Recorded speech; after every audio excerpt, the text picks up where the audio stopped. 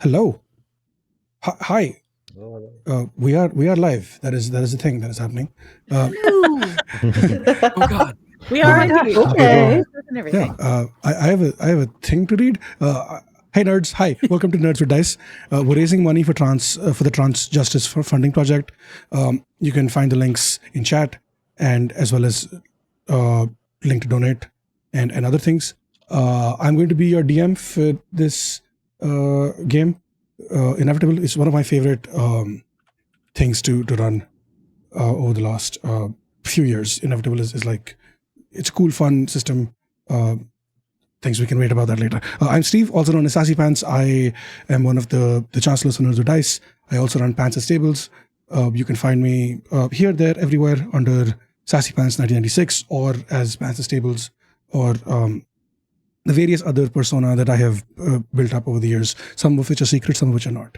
We'll just introduce our players really quick. We'll go alphabetical if that works. Adam.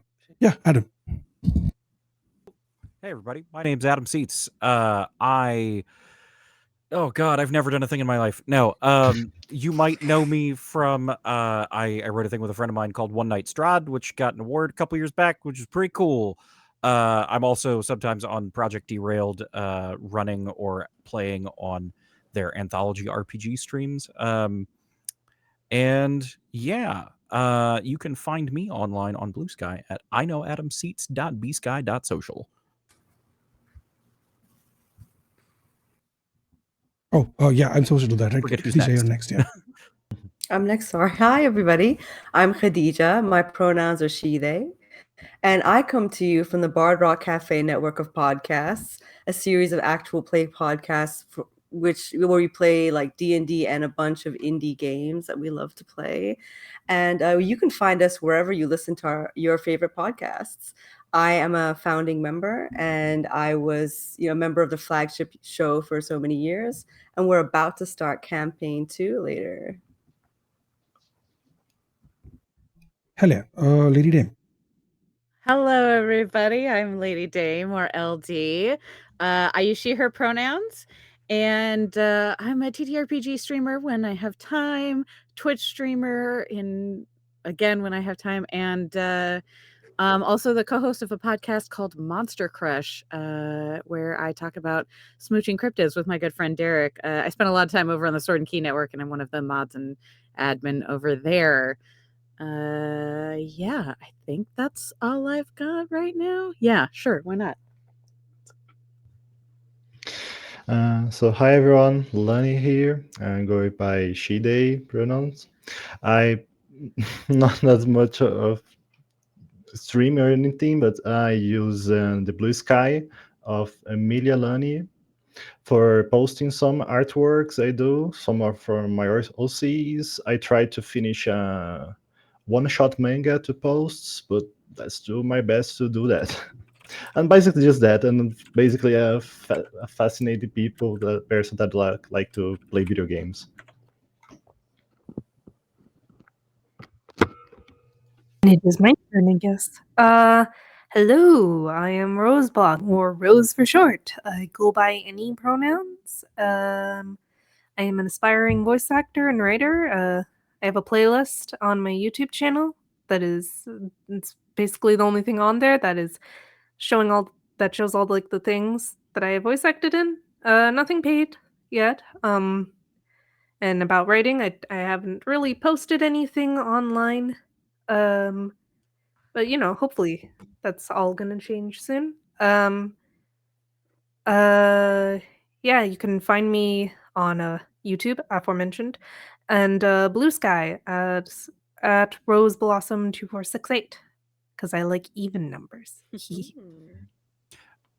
Because I panicked. I forgot I use they, them pronouns. I apologize. Everybody else hit it, and I missed that mark. But we got it in the end. My socials are the Lady Dame everywhere. I missed that on my introductions. We're doing very well. We're doing great. I don't know about you guys. It's midnight where I am, so we're rocking out. I also forgot to say I'm on Blue Sky. Yay! Yeah, there we Everybody's go. is. Professional. Every single one of us. Oh yeah, it's all coming together. Hello. Right. So now's the time where I take over and I do the DM things. We're gonna all right.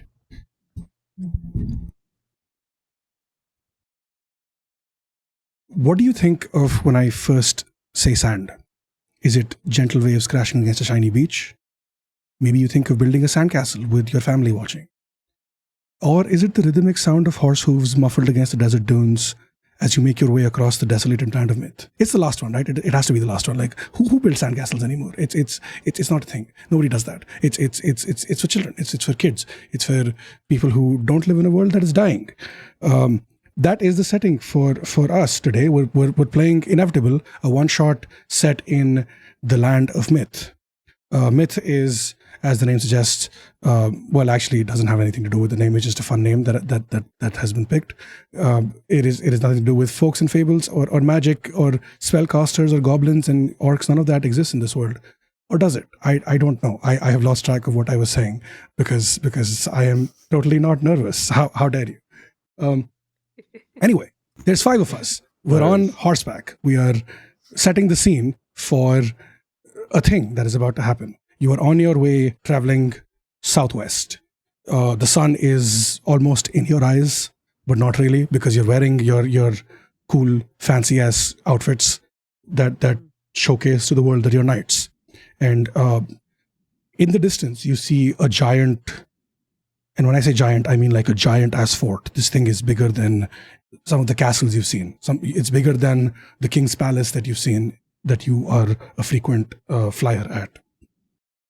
As the sun begins to set, you hear this loud sound of what sounds like a trumpet or a conch or some sort of musical instrument of war that sends a shiver down your spine, even though you know this is for you. This conch is announcing your arrival at this fort. I'm going to give you all a chance to introduce yourself, introduce your characters. We'll go reverse alphabetical order and tell us about your character, what they're wearing, their cool weapon, and where they are in the lineup. The 5 of you. Are you in like a pack? Are you in a straight line? What is the vibe? We'll go with Rose. Alrighty.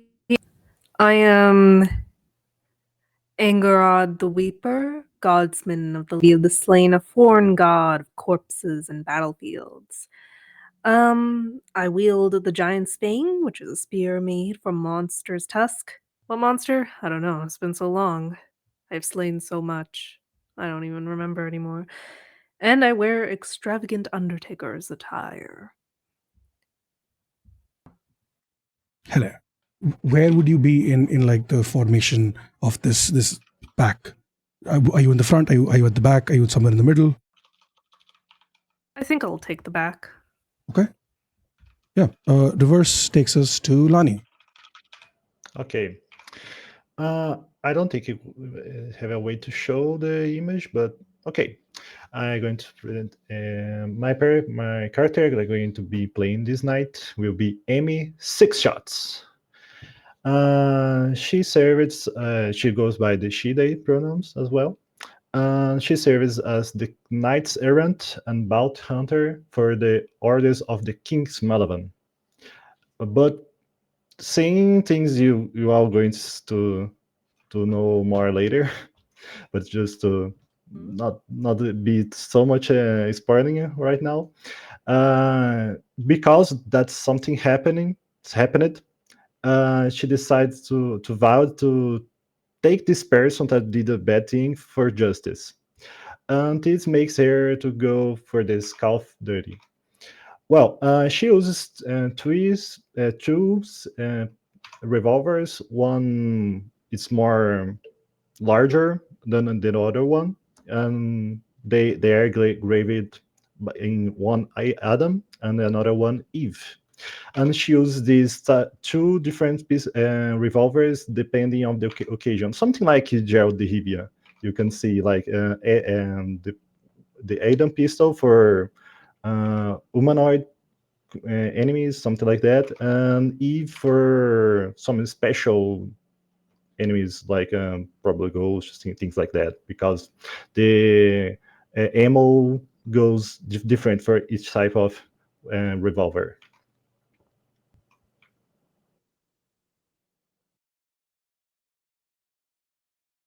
And oh, forgot. The formation, she's going to be on the front. Okay, hell yeah. Lady Dame. It's me. Well, I'm playing in this game Midnight Sally, also she, her pronouns. Sally is riding like a jet black horse. I think that needs to be made very clear. Technically she has conscripted with the Knights Errant, but she does not consider herself working for them. She is well known as the bandit queen of this realm. Um, and she's just in this endeavor for a little bit of coin and perhaps a little bit of payback.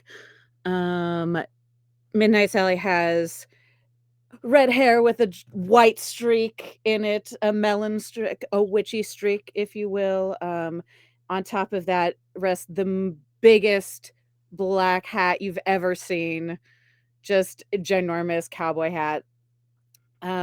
She's basically all in black with silver like belts and things like that.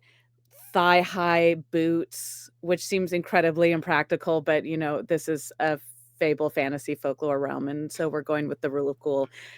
Big dusty leather jacket that's flying behind her as she's riding through, and then over on her back is slung Eclipse, an obsidian looking rifle that has, again, more silver accoutrements and some runes on it that sort of sparkle like starlight.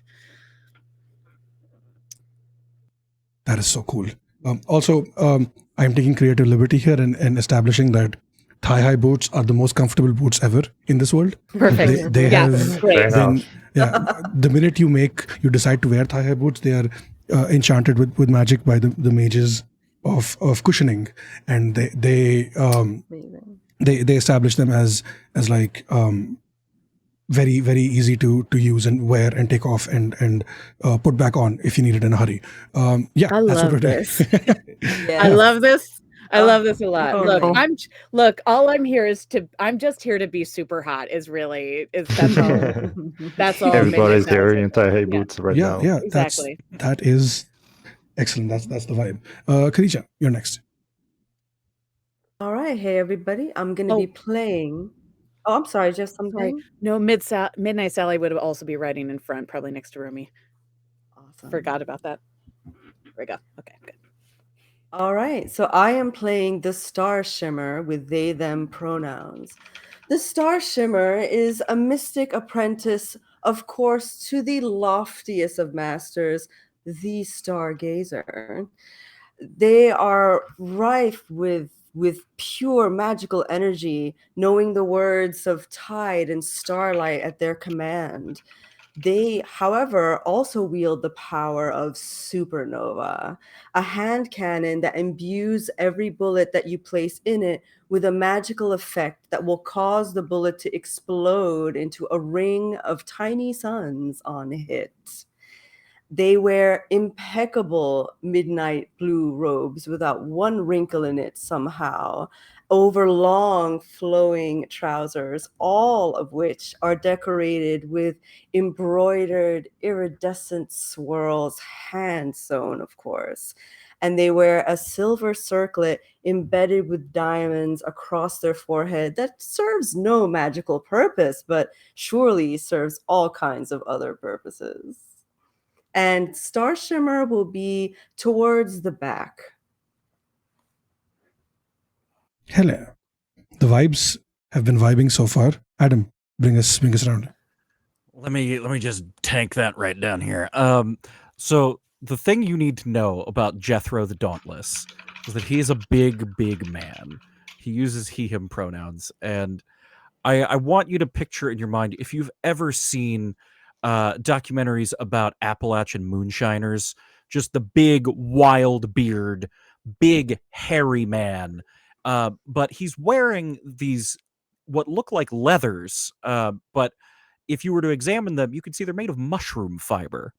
There are these brown and black and deep chestnut sort of mushroom leathers in a very simple outfit. You can tell that Jethro has lived hard for the last several years, presumably as long as it takes for that beard to get that wild. But placed on his head rather than a proper cowboy Stetson is instead something that more resembles a wizard's cap, still made of the same mushroom leather, but coming out into a big, wide, floppy brim.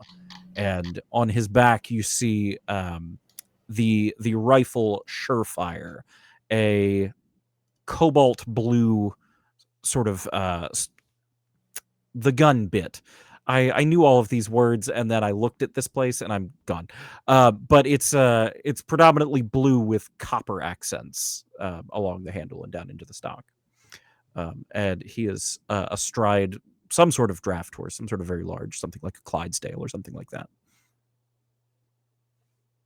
Okay, so Damn, you guys really showed me up. The hard part about going first. That's it. I'm just Yeah. here like, yeah, this, and this, and you're all like writing like entire stories. We're learning We as just build on well. each other. We just build on each other. It's fine. That's it. We're learning as well. I think Jethro is also somewhere near the middle, just sort of squirrely looking around, making sure nobody's coming up on us. okay, so the last thing you heard is this loud music instrument, conch, trumpet sort of thing. You're approaching this giant fort, which you have been to a long time ago, not in the recent memory, because you haven't had to. So far, everything has been secure enough that you haven't had to go this far out.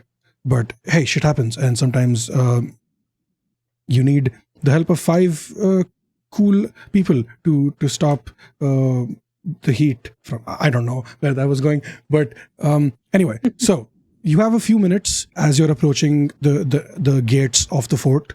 If you would like to talk to each other or just establish relationships with each other, for this is not a requirement. It's more like I'm giving you time to like build on what vibes you expect, what is happening, and mostly just try to distract yourself from the fact that there's sand everywhere.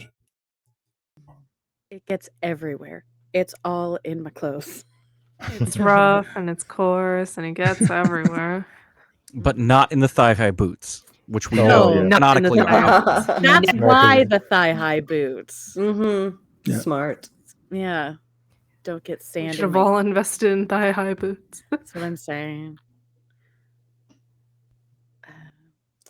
I'm so sorry, but the Star Shimmer is too amazed by her circlet's diamond shimmer as the sun reflects on it. So they really don't have much to say right now. Yeah, which is fair. I think you're all very much in it's been a few rough days of travel. You've been traveling for about 4 or 5 days straight, sleeping in tents, but because it's sand, you don't really get like a flat surface to sleep on. So it's mostly just sleeping at like a 10-degree angle, which is weird, but you have to make do because you're knights and you signed up for this shit apparently. But you slowly make your way to the fort, where you see as you get closer, you're about maybe I would say 150 feet from this giant gate. This gate is huge. It is like I would say 30 feet tall. A big heavy wooden gate with like metal bars. And it's open at like at a 45-degree angle. I know we're doing a lot of math. I don't know why. But we're here now, and there's wooden spikes that block most of the entrance, except for like a small narrow path that is just big enough for your horse to go through. And there's 2 guards standing at attention, just waiting. One of them looks very young, not old enough to even grow a beard, shaking in his boots as you roll up, and in this squeaky voice, it's like, name, state your rank and your intention. And before he even gets to finish his sentence, the other person next to him smacks him in the back of the head.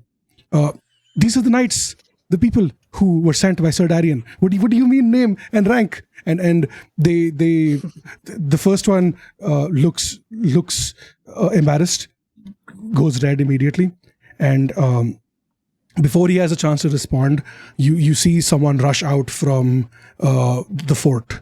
Two of you, I'm gonna take creative license here, Star Shimmer and Midnight Sally.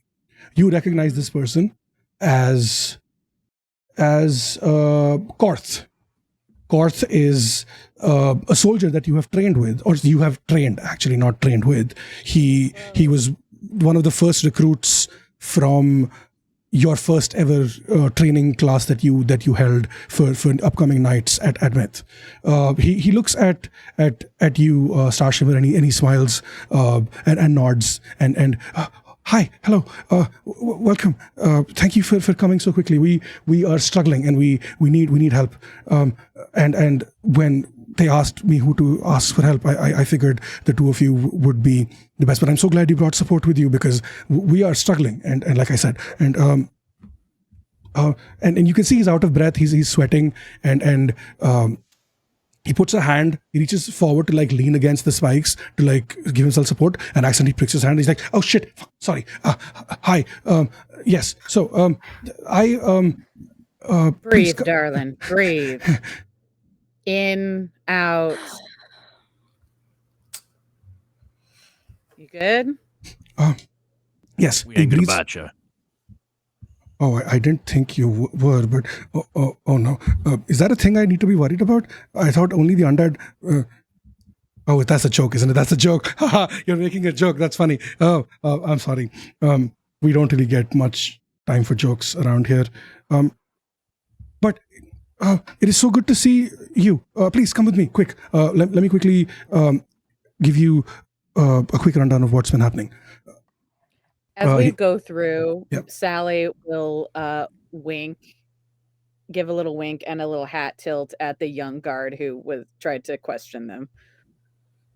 Oh, he turns redder than he was before, and just looks down at his feet and is just absolutely avoiding all sort of eye contact, and is just Sure. and you just hear a little giggle from him. Yep. Good.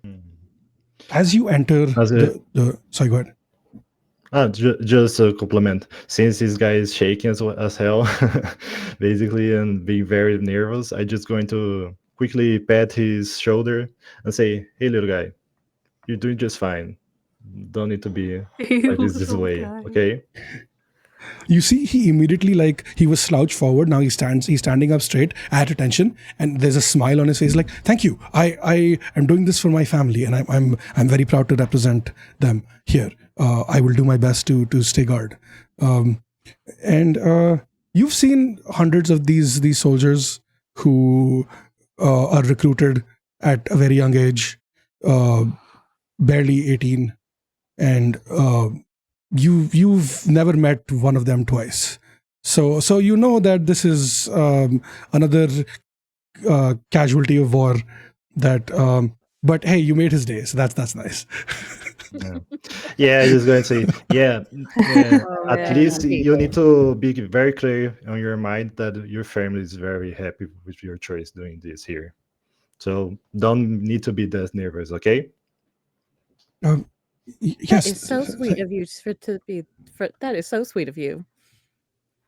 Pro, you made his day. Con, he will die before the end of the day. Most likely. Yeah. So I just do that and keep going forward. Okay, so as you enter the fort, the first thing that hits you is the smell. It is the stench of death and undeath. And it's a smell you're very much familiar with, but being on the road for the last 5 days, it still hits hard because you were not accustomed to it in the moment. The fort is like a 3-tiered fort is what you see. The first ring is about 30 feet in height. There's a second ring that starts about 20 feet high that goes up to another 20 feet. And then there's a third ring that starts at about 50 feet and goes up another 15 feet. At least that's what you can tell based on different forts you've seen in the past. What stands out from other forts in this one is this is something that you have heard whispering of, but you've not actually ever seen it before. There are these giant cannons that are that these giant black cannons that are standing upright, not at an angle or like how usually cannons do. And you hear this sound of grinding and of bones being turned to paste is the best way to describe the noise. As Korth walks you past these giant cannons, just rambling mostly to himself, but also trying to give you some sort of direction or like understanding of, oh, these are our new implementations that the wizards came up with. They basically use the undeath as like powder to fire shots, which we've been struggling with the undead to try to keep them down because they keep reanimating and we don't know why or how. So the solution was to turn them to dust, and they're very easily flammable. So it made sense to turn them to use the undead against the undead, right? And as you start climbing the fort, you're able to wait. Yeah. Sorry, as he's like explaining the whole grinding them up, the corpses, the undead into cannonballs. Angarad makes a quick prayer to the Lady of the Slain. He's just kind of he's seen this before, things similar to that, but still, it perturbs him. Either way, that's The star. Sorry. The Star Shimmer makes a comment. Ah, yes, I was in the room when they came up with that tactic. I'm sure I inspired them in some way. Oh, It's quite lovely to see it in course. action. I see. Of course, your brilliance. This was all your idea. Well, I can't take all the credit. I must say, I do applaud the resourcefulness. Resourcefulness. Well, it's not That like... is what we call it. Well, yeah. If you're not using a body, if they're dead, might as well make them useful somehow, I say. I agree. It seems to be doing the work so fine. Sorry, I didn't hear that. Sorry. I'll just go say, and this gun's making the work pretty fine.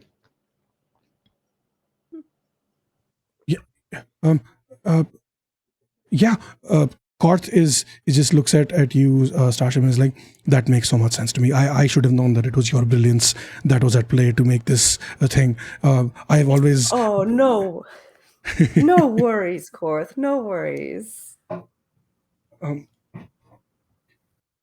Right. So, and then he also clocks anger at your reaction, and he just nods and just mostly to himself, but still. This was the only way to keep the undead down. This is we do our best to not do this with people who are just dead, but with the undead, it's kind of the only solution to get rid of them. We could just burn them, but then that feels like a waste. And one of the wizards said that this is a better way to acknowledge their sacrifice. Instead of just burning them for no reason, we burn them to destroy the other undead, right? So, I don't know. And he just. I understand. Yeah. Okay. So, here's the thing, and at this point he's led you up like a spiral staircase and like a couple of other staircases up to the very top of the fort.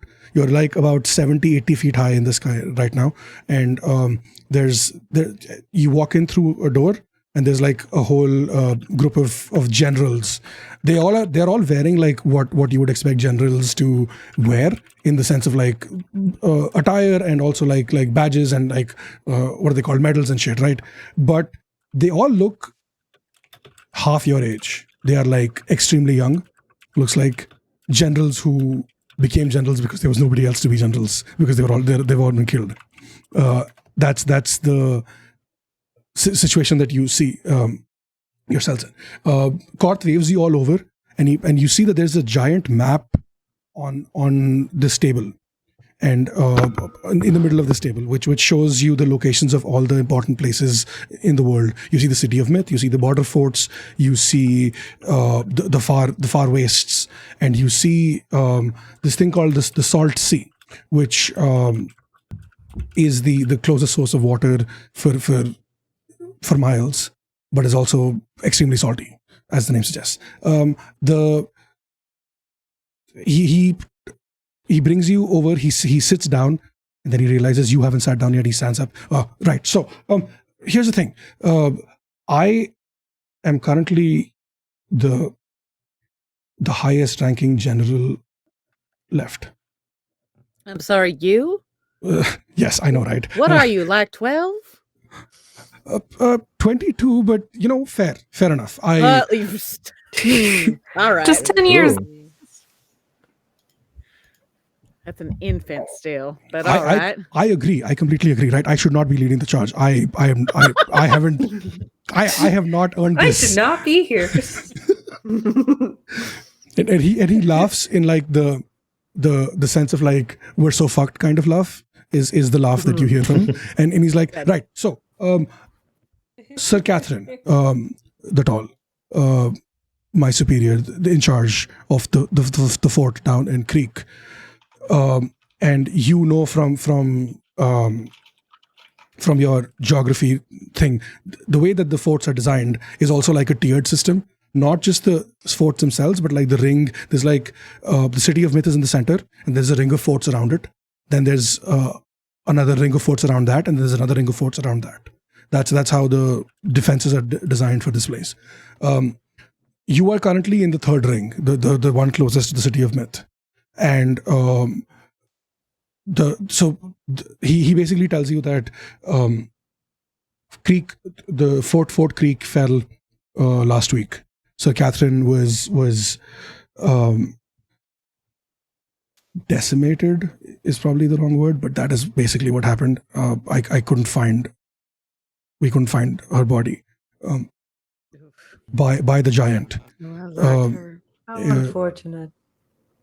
Yeah, it was horrible. It was the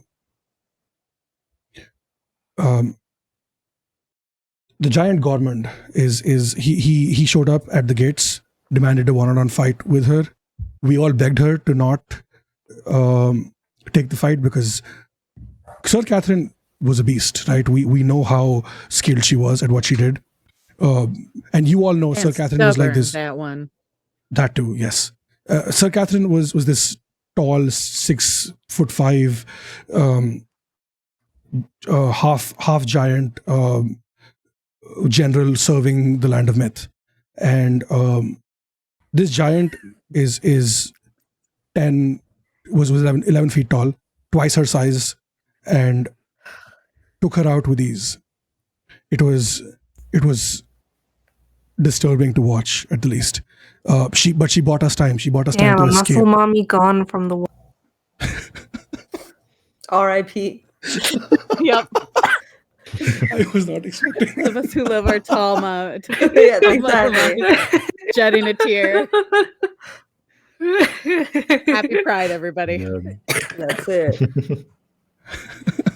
Also in character, Ingrad says, "May her body and soul be preserved."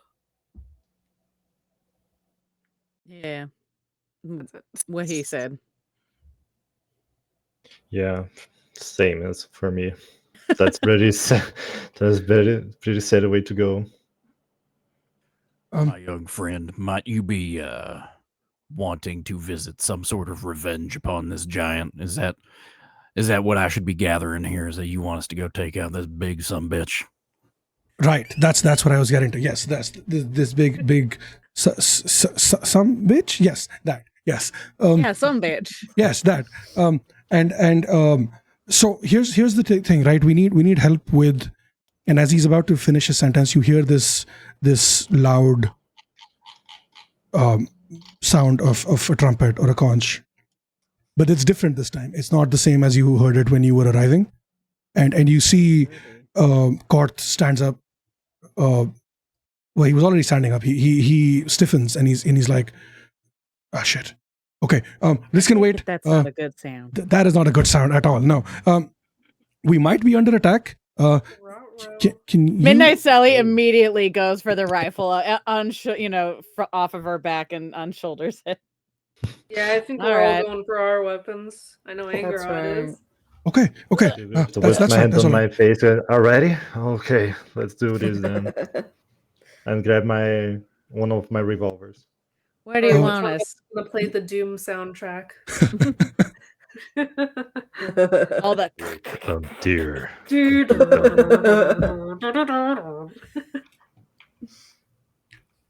This young soldier that you passed by earlier comes rushing in, out of breath. There's a horde coming. It's pretty significant. They seem to be marching here on their way to the fort. Help. And he just looks at Korth, he looks at you, he's like, help, please. We have no idea what we're doing. Don't worry, darling. I have a gun that explodes. Shall we? Oh, by all means, Star Shimmer. But what do you mean explodes? Will it explode? Why do you use a gun that Don't explodes? worry, dear. As long as you aren't anywhere near my bullets, you'll be just fine. But they won't be. Oh, okay. I've seen this one in action. We have nothing to worry about. Little old horde. It'll be fine. Okay, so Korth takes you to the edge of the fort, like the battlement thing, and there's a handy set of binoculars there for anyone to look through. Would anyone like to look through? Absolutely. Cool. Sure. Okay. I want to distinguish how this type of undeads are. If you are a little intelligent or just like brains or something like that. So you see, which one of you is looking through it? Is it Jethro? Is it Amy? I feel like at this point we've each got one eye. Yeah, that's perfect. I love That's that. enough. So you see from the west, Definitely helps. which is the direction that you were basically traveling in, the sun is slowly about to set, and against the horizon you see what looks like 20, closer to 200 maybe, horde of undead walking towards you. They look the same. They all have like their skin is kind of like it's not what you would expect from undead, in the sense that it's not like decaying or it's not like falling off. It is red. It is like bright red. And there's from what you can tell from this far of a distance, they seem to be walking with purpose, in unison, and that seems really weird, because the undead horde you have fought so far, they all seem haphazard till they fixate on a target, and then they're like, right, okay. But they seem too far away to have even noticed the fort. So for them to make a beeline straight towards you feels wrong, feels off. At this point, I would like to ask how you would like to defend the fort. Are you doing this more of like a full frontal assault at the bottom, right there, as like a siege thing? Are you going to be up top firing bullets? Are you doing something different? What is the vibe that we're going for right now? Can I get a little clarity on those big cannons? Are they more of a mortar style? Which, I mean, we could be doing this in character, but that would be crazy. It's like we're not playing some sort of role-playing game here. But my question is, this can be above table, but do they appear more like mortar style, like launching things up into the air and over, or does it look like they're up ready to be deployed and then set? definitely more mortar style. So you could potentially use these to take out like a majority of the horde, but there will definitely be some stragglers that you will have to take out physically on your own. Sure. Well, at the very least, Jethro will be checking on anybody who looks like they're able to man one of these big mortars and just making sure that there's people in place before we go out to shoot some boys. Okay. Yeah. What are the others doing? I think Sally, being the bandit queen that she is used to like commanding a group of people. But I think she would take a small group with her on the top to sort of like sit around to like set up on the like top of the fort. Those who are slightly more proficient with like longer range weaponry to kind of start trying to pick off folks as they come. She's got her rifle set up, although her rifle most likely she's not going to start shooting until they get a little bit closer due to what some of the things that her rifle can do are. But I think she would be basically setting up, the ranged fighters on top, if that makes sense. Not the like while Jethro is taking care of the cannon stuff. Okay, sounds good. Sally, is your weapon more of a sniper weapon, or is it more of a? It's a rifle, so Okay. I think it's got some distance on it. But also, it specifically, I think she's basically wanting to stay above it because if she's above the crowd, she can sort of do more with her weapon in terms Yeah. of like That makes sense. it's special abilities essentially. Yeah, that sounds good. What about the others? Okay, go first. Thank you. I think Engrod would join whoever's going out on the front lines to like fight these guys. He's got to make sure there's at least some due process for these bodies, even if they're eventually grinded into The star. Sorry. cannonball stuff. The Star Shimmer is going to be going with you. The hand cannon has some range, but it's medium range, not long. So they're going to be waiting there, ready to shoot the Star Spangled. I don't know why I said Star Spangled. The sparkly circle of explosion that they're going to do. Hello. Okay, and Amy going to by that time going to talk to card. Sorry, right? The name of the person. Going to talk like who's the most brave guys you have here, so they can help us in the front, and see which ones is not that looks. Even though they are there, but they are very young to maybe even know how to hold a gun. So maybe like sorts of who's brave enough, and those are more afraid that going more to not help them much, to be honest, and move these guys as more brave to the front to help as well. Starshimmer and Angarad, okay, to help them in the front, and those are more not so courageous for that moment.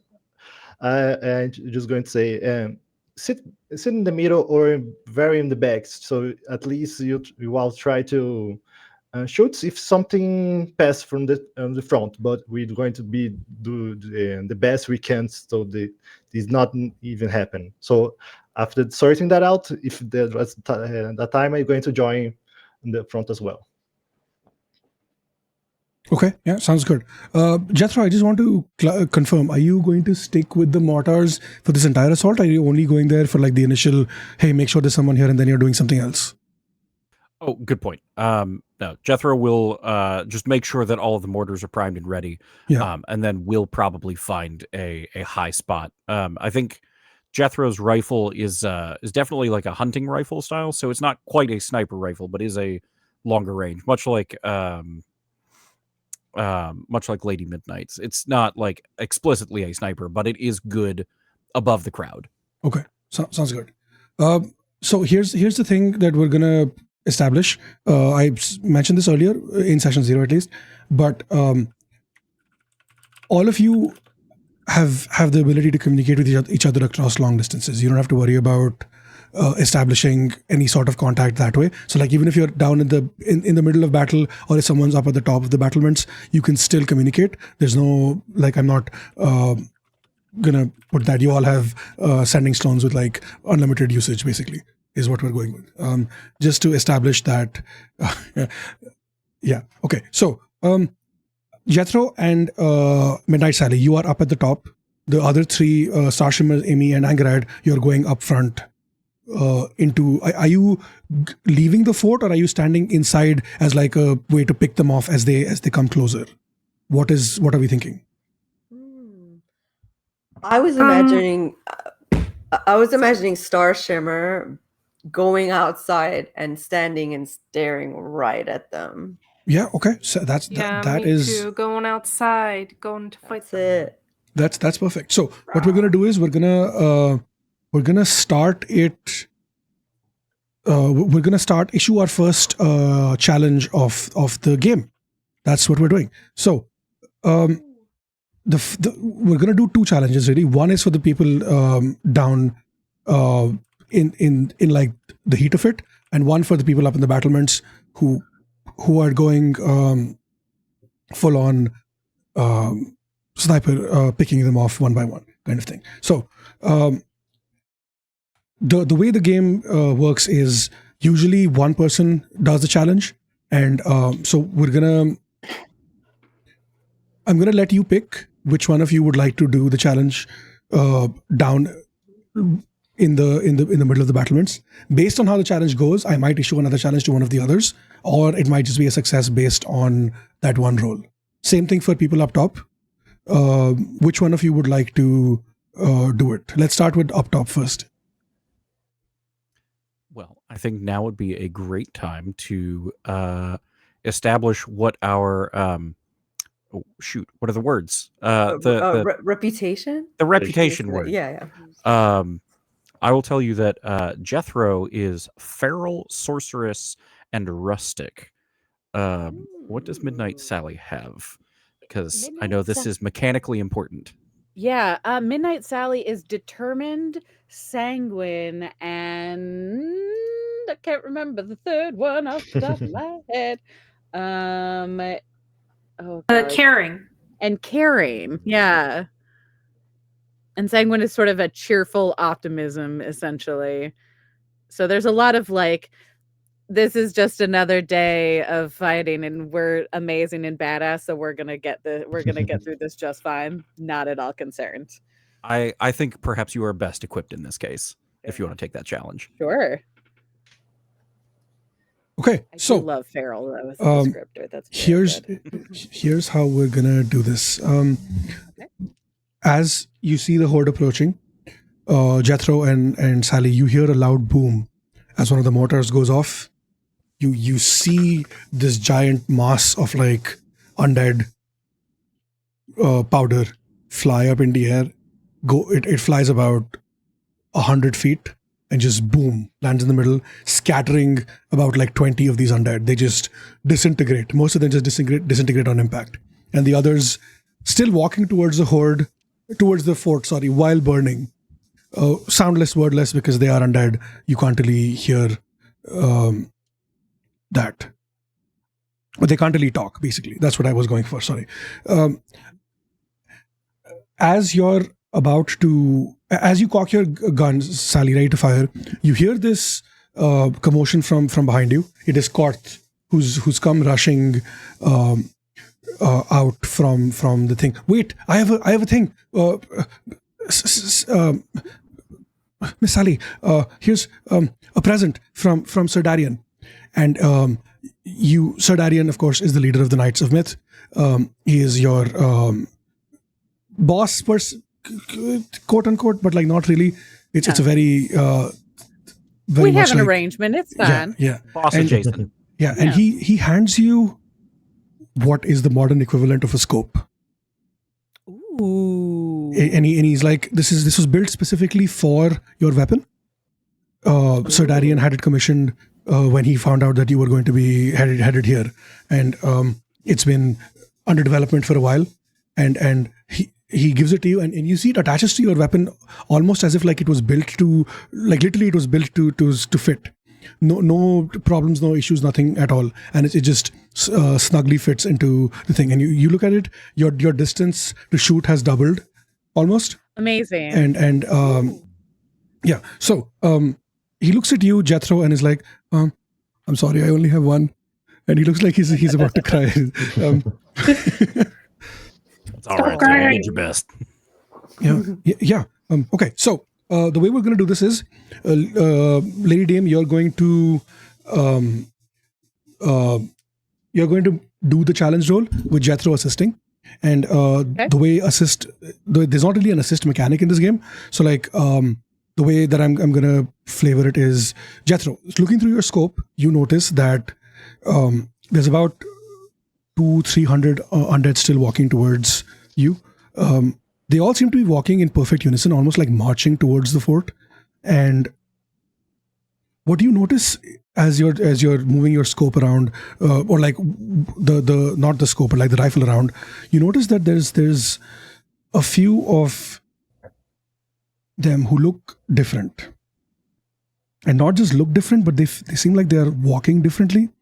And as your eyes adjust to the sun setting, you notice that these ones seem to be holding something in their hand. It looks like a book. It looks like they are muttering something under their breath, which is weird because the undead famously don't talk. And there's like 6 of them who seem to be. It feels like these undead are kind of like surrounding these 6 differently dressed people. And you can't really tell what's different about them from this distance, but something feels off. And something tells you that maybe don't kill all of them, keep one of them alive. That is it is kind of like all your instincts and all your training of living in the wild has brought you to this point where it's like, this is odd and we should investigate further. And that is the assist that you're going to provide to Midnight Sally. That's how I'm flavoring it. Midnight Sally, Yes. it is time for your challenge. Okay. The way the challenges work in Inevitable is, the first thing we establish is you're trying to do something difficult, which is take shots at these things. And the difficulty is not in shooting them down, because you've done it before. You've killed undead. You're an excellent sniper. It's not an issue at all. The challenge Right. is ensuring that you don't kill all of these 6 different people. That is the Okay. challenge, because I understand. something feels off. And yeah. So the consequence here that I will establish is that your newly found scope will burn up because of the heat, and you will not be able to use it again if you fail. That's the consequence. Because it's still a prototype. It's not 100% there accurate yet. So we're still figuring that out. Okay, so we're gonna start building your dice pool. You start with 1 dice, 1d6. Yep.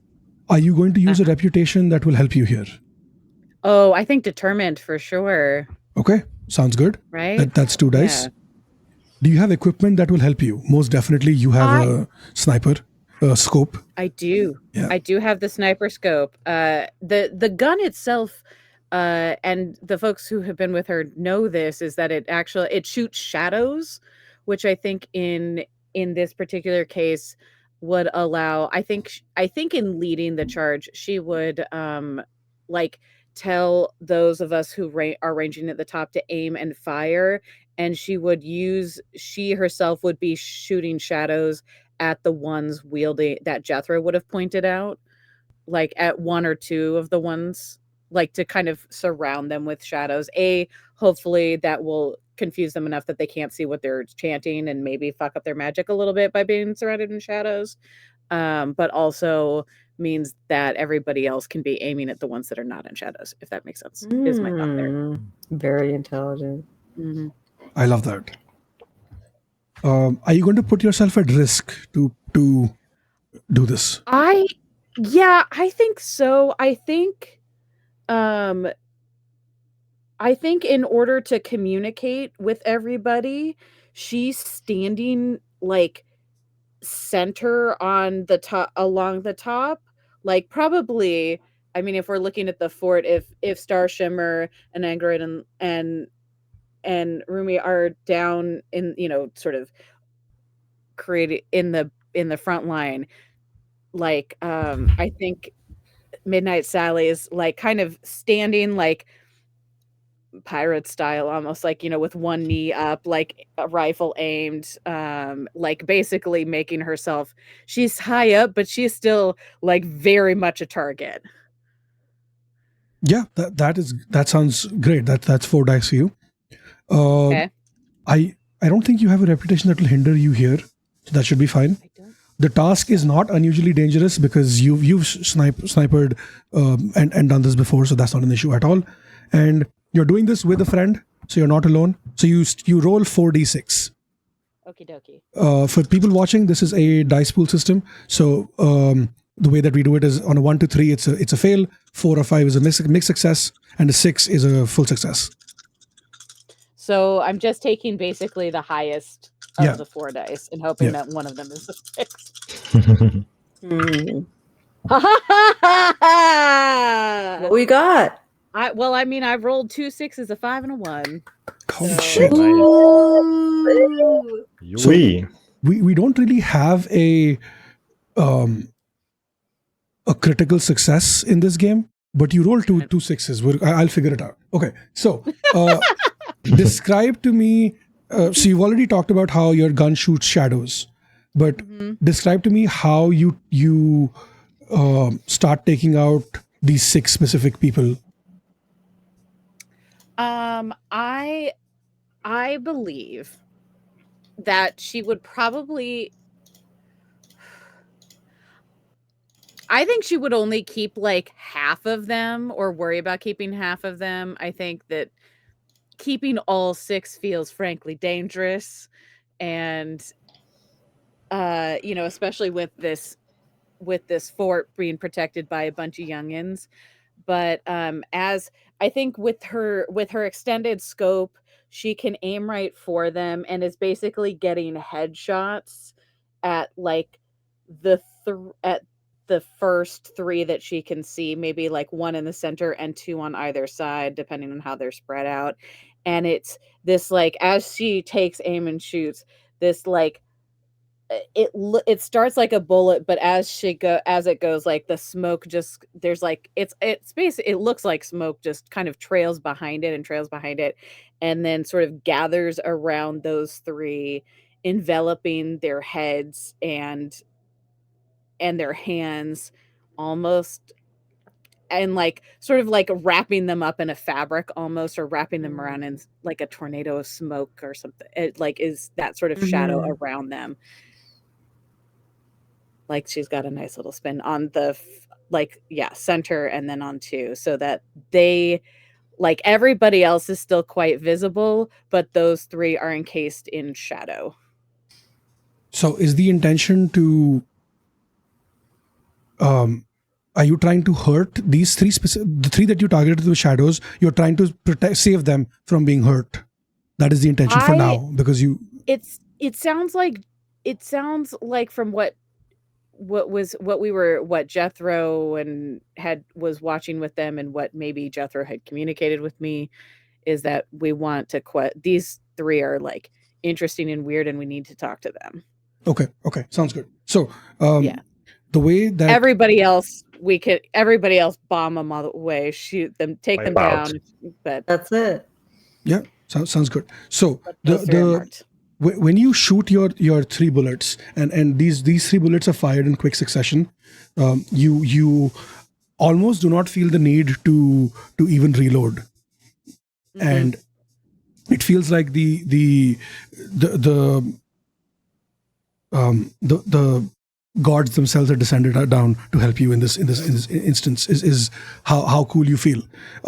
This shadow, like this loud boom, is what you hear, Jethro, as the bullet leaves the gun, and the shadow starts developing as it flies closer to these three individuals. As they get hit and they start getting enveloped in the shadows, they basically freeze, and they stop moving. They're unable to see. They're unable to process what is happening, and they're almost frozen. As you notice, what you notice is that the three people behind them, the other three who look different, they almost stumble and they fall to their knees before they slowly stand back up, and they try to, and you see them like raise their arms, and the horde, when these three people stop moving, the horde almost, you see them like you almost see the horde part as they begin to wander away. Before these three people, they pull them, you kind of like pull them back together, and the mortar is still firing. You have basically, what's the word, you have incapacitated three of them, three of the different individuals, and now it's basically the job for the people on the ground to take them out. The way that I'm going to, the way that this is working right now is, it is taking all of your abilities to keep these three in control, so you are unable to attack anyone else. But Jethro, during this time, you still have the ability. You are still, if you would choose to, you can still keep sniping and taking headshots. There will be no challenge for this, since you are an established hunter, and you don't need, like, I don't need to, or like, it is not a question of your abilities whether or not you can do this, because this is second nature to you, standing up on the battlements and taking them down. Sure. Now we turn our attention back to the three people on the ground. Which one of you would like to lead the charge for this? All right. Well, I have unshakable, discreet, and unprincipled. What were your reputations again? So the Star Shimmer has vain, sagacious, and hard-headed, with sagacious meaning shrewd and has high perception. Mine seems I'm way back and more like friendly, emotional, and show off. So that's why I'm way back there helping the guys. I arrange. So what do you think?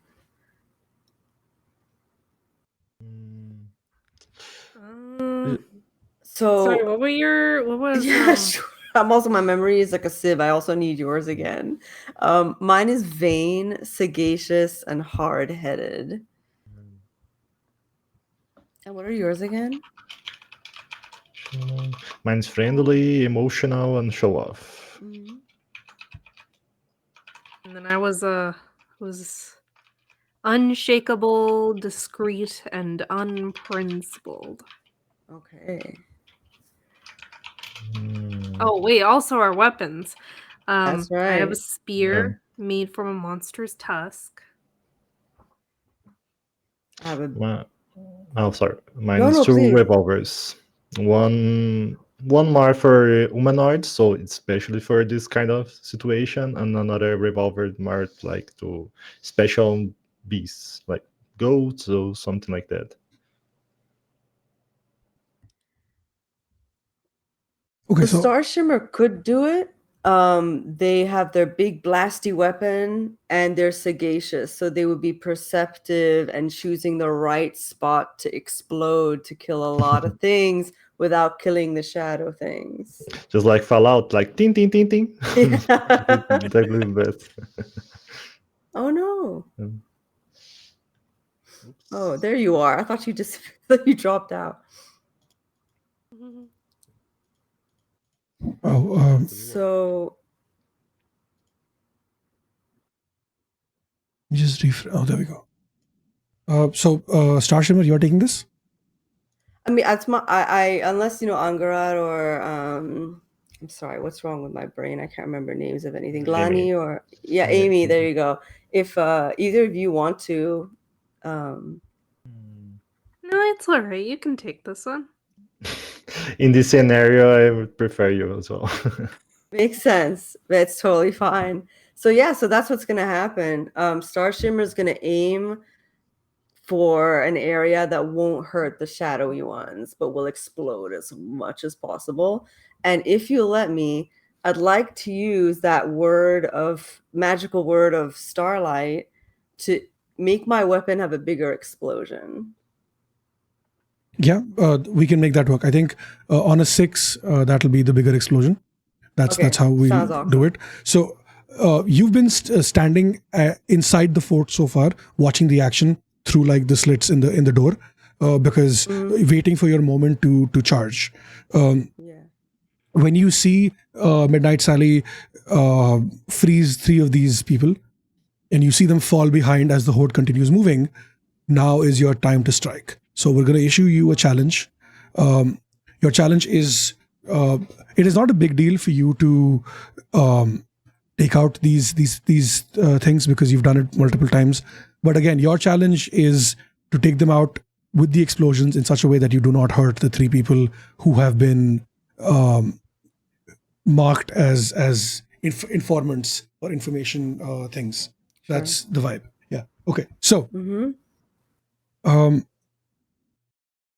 let's build your dice pool. Let's do that. Sounds good.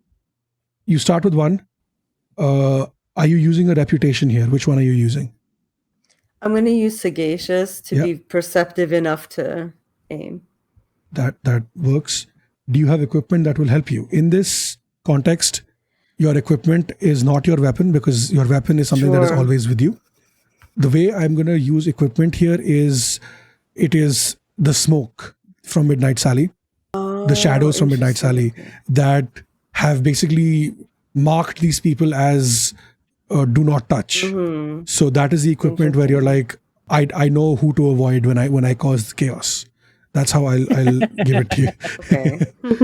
Sounds good. Are you going to put yourself at risk for this? Yes, by charging up my gun to try and make it have a bigger explosion, magical explosion, it may backfire and hurt me. Oh shit. Okay. That's my idea. I like that. Make sense? Yeah, there we go. And so that gives you 4 dice, right? Yeah. This task is not unusually dangerous. You're just taking out a horde. That's fine. And you're doing this with friends, so you don't need to worry about that either. So you roll 4d6. I roll 4. All right. Let's see. My online dice roller. Let's see. I believe. Okay, I have 1 6. Yes. Hell That's yeah. enough. Let's go. That's it. The other ones are 1s and 3s. Oh. And so Get those rolls out now. Yeah. that's it, right. So tell me how you do this then. How does the explosion work? So Star Shimmer steps out in front of the horde. They aim their gun precisely, although they know it's not going to be that precise, but that's not the point. They aim their gun. They charge, whispering the words of starlight that they know under their breath, and their gun gets a silvery shimmer about it. And as they load in their huge bullet, they say some more words of starlight before pulling the trigger, and it goes off with this huge boom, boom, boom, boom, and it explodes into these tiny, tiny balls, these tiny glowing suns, the moment it hits the first enemy. And each of those suns hit, and it do their own minor little explosions. So the radius of those explosions have been heightened, hitting dozens and dozens of the horde and taking them out once. Hell yeah. As you fire your first shot, it is almost as if everything that you have learned from your mentor and everything else is it comes down to you from the heavens almost. The sun sets as you fire your first shot, and the moon is out from behind you, and the starlight reflected off the moon makes your weapon shine even brighter as you pierce the first undead. And it's like the shot goes through and it doesn't register with the undead what's happening before you hear it, before you even see it. And you hear this loud, this vibration that you feel in your weapon as the loud boom takes out maybe half the horde, if not more. Before you even We're have a doing chance it. to reload, Angarad and Amy, you have the opportunity now to rush in and take down the rest of the horde. I will not issue a challenge for this because Star Shimmer has done their job, as has Midnight Sally, and you have very much free reign to take the horde out however you please with your weapons, and grab these three weirdos and bring them back in. Okay. As you drag them back in to the fort, you see Korth has made his way down as well, and is like, put them in the barracks. I do not want the others to see them. And he gestures to two of his men who drag these three into the barracks. As you get closer to them, also you notice that these people are not undead by any. They smell like undead. They walk mostly like undead, but they are definitely human. And by human, I mean alive. Angarad, you can hear their heartbeat from this distance, even though it is too far away. Your connection with the undead, you can tell that these are warm-blooded living beings. Their skin is not really skin. It looks like clothes that have been made from leather, but not any kind of animal leather that you have seen before. And there's a sense of dread that like this shivered down all of your spines as you realize what this leather really is. And